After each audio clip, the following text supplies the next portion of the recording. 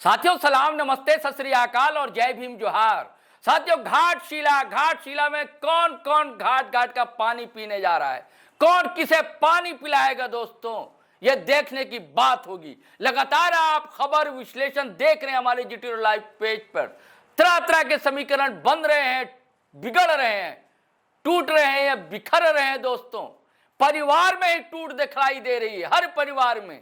और एक तरफ नारा चल रहा है, राजा का बेटा नहीं माटी का बेटा घाटशिला का विधायक बनेगा। तो कौन है माटी का बेटा, कौन है राजा का बेटा, किसकी सांसें अटकी हुई है दोस्तों, ये हम बताएंगे। ये वीडियो इसकी कहानी बताएगा, परत दर परत खोलेगा दोस्तों। राजा का बेटा यानी कि परिवारवाद। हर पार्टी डंके के चोट पर कहती है, खास करके भाजपा, कि कांग्रेस परिवारवाद की पार्टी है।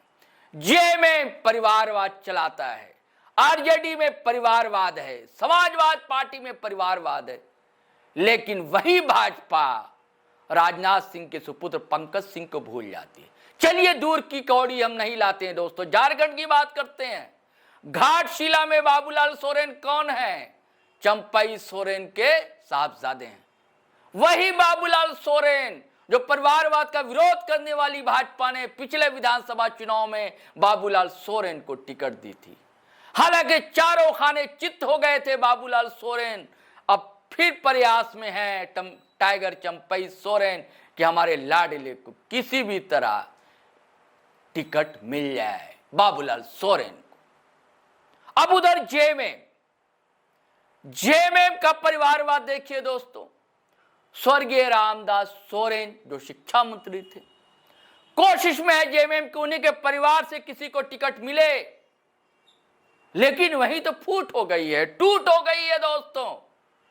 रामदास सोरेन के भतीजे हैं विक्टर सोरेन, विरोध का परचम लहरा दिया है, का मेहनत भी कर रहे हैं घाटशिला में कि टिकट हमें मिलने चाहिए।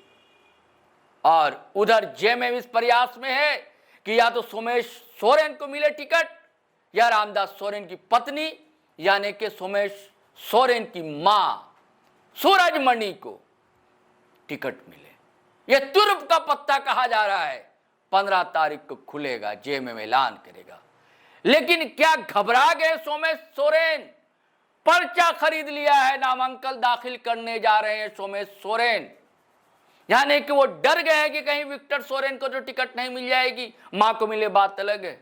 लेकिन अगर मां को भी मिल रही है तो उन्हें क्यों घबराने की बात है? देखिए कितना महत्वाकांक्षी व्यक्ति होता है। और राजनीति में भी दोस्तों हर दौर में, चाहे औरंगजेब का दौर हो, इंदिरा गांधी का दौर हो, परिवार का कोई भी व्यक्ति आता है सामने, सत्ता के सामने से लगता है तो कैसे किनारे कर दिया जाता है। तो यहां भी वही खेल चल रहा है, ऐसा देखने में आ रहा है दोस्तों। तो क्या सोमेश सोरेन को टिकट मिलेगी या सूरजमणि को मिलेगी या बाबूलाल सोरेन को मिलेगी? क्योंकि जयराम महतो ने जो तुर्प का पत्ता चलने जा रहे हैं वो तो बहुत बड़ा है। आप वीडियो देखेंगे तो चकित रह जाएंगे। वो वीडियो दोस्तों, क्या पत्ता है तुर्प का। और जैसे एंट्री की है जयराम महतो ने घाटशिला में, होश उड़ गए हैं सबके। क्योंकि अब तक ये आरोप लग रहा था कि जयराम जो है भाजपा के बतौर बी टीम वहां काम करेंगे, अपना प्रत्याशी नहीं उतारेंगे और भाजपा के जो प्रत्याशी होगा उसको सपोर्ट करेंगे। लेकिन सारे कयास को, सारे अनुमान को धराशायी कर दिया। ताश के पत्ते की तरह सारे अनुमान धड़धड़ा कर गिर गए। देखिए विक्टर सोरेन की दावेदारी भी मजबूत है साथियों, आप इनकार नहीं कर सकते। रामदास सोरेन के साथ कदम से कदम मिलाकर विक्टर सोरेन चलते रहे हैं। चाहे चुनाव प्रचार की बात हो, चाहे किसी सरकारी योजनाओं को धरातल पर उतारने की बात हो। सोमेश सोरेन कम दिखे हैं लेकिन विक्टर सोरेन ज्यादा दिखे। लेकिन राजनीति में कैसा क्या होता आपको पता है। महाराष्ट्र ले चलता हूं दोस्तों। उद्धव ठाकरे, राज ठाकरे, बाला साहब ठाकरे के साथ साथ पहले उद्धव ठाकरे नहीं दिखते थे, राज ठाकरे दिखते थे। और कहा जाता था कि असली उत्तराधिकारी जो है राज ठाकरे ही होंगे। लेकिन नहीं, हुआ उल्टा। क्योंकि जनता भी जो है ना दोस्तों, आपको पता है, कोई एमपी होता है ना तो उसके बेटे को कहने लगती है छोटे एमपी साहब, छोटे एमपी साहब। कोई विधायक होता है ना तो उसके लड़के को कहने लगती है छोटे विधायक साहब, छोटे विधायक साहब। हमारे देश में राजतंत्र की जो मानसिकता है ना, माथे से निकली नहीं है। यही कारण है कि जो उत्तराधिकारी समझे जा रहे थे राज ठाकरे किनारे हो गए। और उद्धव ठाकरे ने कमान संभाल ली थी पार्टी की। राज ठाकरे की आज क्या स्थिति आपको पता है। तो यहां जो विद्रोह के तेवर अपना रहे विक्टर सोरेन, ठीक है साथ रहे हैं रामदास सोरेन के, लेकिन कहां जाएंगे, छितरा जाएंगे जिसे कहते हैं, आप देख लीजिएगा, समय बताएगा।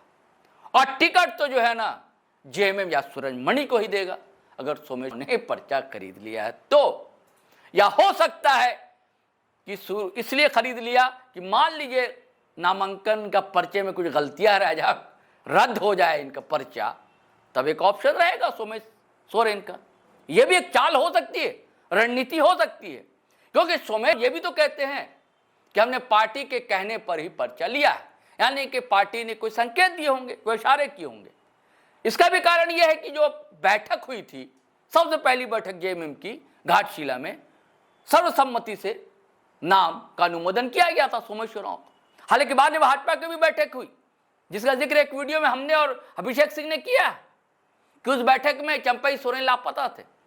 चंपई सोरेन के साथ तो लोचा है दोस्तों, बाबूलाल सोरेन को मिलेगी टिकट कि नहीं मिलेगी टिकट, लेकिन मामला इस परिवारवाद में भी फंसा हुआ है, यानी कि सोरेन परिवार, यानी कि रामदास सोरेन परिवार। चलिए साथियों, हम फिर हाजिर रहेंगे नए वीडियो के साथ, लेकिन आपसे वही गुजारिश है कि अगर आपने हमारा चैनल सब्सक्राइब नहीं किया तो कर लीजिए। अब वीडियो हमेशा की तरह धड़ाधड़ फटाफट खटाखट शेयर कीजिए, लाइक कीजिए, कमेंट कीजिए, आज्ञा दीजिए, इजाजत दीजिए। जय हिंद, जय भारत।